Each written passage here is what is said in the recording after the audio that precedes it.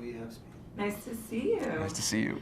You know, I believe so much in analyzing your dreams. Oh, you do? Oh yeah, do you? My dreams have been pretty crazy of late, so hopefully not. I'm hoping that it's just an accumulation of things that are sort of picked up and in somewhat sort of thrown into the subconscious, but not necessarily relating to anything.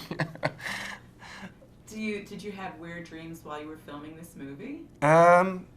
It's sort of, I can't really remember, to be honest. I know that I always sort of have done, and sort of continue to sort of look at my dreams and sort of think, okay, what's going on here? Obviously, there's pretty obvious dreams, anxiety dreams. I do have one recurring dream where I've killed somebody, and there's a manhunt. And, it comes to the point where, like, there's helicopters and pretty dramatic, sort of dreams. But, like, they're all closing in on me. So I guess that must be some sort of anxiety dream. But they're fun dreams, actually. I have a lot of celebrity dreams. Oh, do you? Like, can we talk about it? Yeah, is it a bit risque? Pretty funny. I love, this was like the strangest menage a trois that I've ever seen on screen. So was that part of the attraction for you? Because this seems like the year of living sexually for you in movies. No, it's, all the elements sort of came together. The idea of working with David Cronenberg, then the script that Christopher had written, was a challenge, in itself, to sort of, it's a very dialogue-heavy piece, as you know. And to sort of, really sort of get a grip on that. You're dealing with a time and a place where discourse and the command of whatever language you were speaking in was essential if you wanted to survive in the academic world. So that was that challenge in place. The idea of working then with Kira, I hadn't worked with her, and I sort of was been a fan of hers. And then Vigo, I've been a fan of his since Carlito's Way.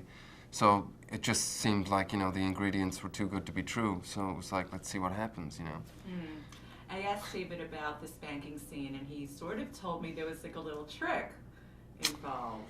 Well, there was a trick involved, but I was still very nervous in case I missed the trick and hit Kira. That sounds like there was somebody else in the room. Not that kind of trick. We had something else that was non-live that I was basically hitting. But yeah, I was super concentrated. I was like, do not hit Keira Knightley full pelt in the arse with this. So yeah, just had to sort of make sure that my form was true. She might have liked it, though. You have to ask her that.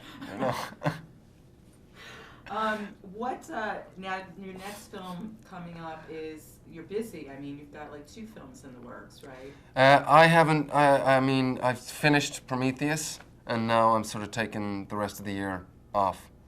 And I've got to get back to London. To be honest with you, like I said, I've been sort of traveling around a lot over the last couple of months. So I need to get back to London, sit down. I've got to work with some writers. I'm trying to sort of get some things together with my production company, and then see what lies for next year. Prometheus is there's such a huge buzz on that because you have all like the geeky people with Alien. Geeks, we're all geeks. You're a geek. Yeah, I'm pretty much sure I'm a geek, yeah. I've got nerdish tendencies, that's for sure. So can you give me a little capsule of that film? Are you allowed to talk about it at all? I'm not sure. I'm pretty sure there's a sniper across the way, and he's just sort of waiting in case I give any information away. Just that I don't think anybody's going to be disappointed. I think it's pretty amazing. I mean, the sets that I walked on just alone, I don't think I'll ever be part of something that real in terms of building an actual, when I'm on a spaceship, it's actually a spaceship. And the use of just, extraordinary detail. Ridley is such a precise person. He's so full of energy.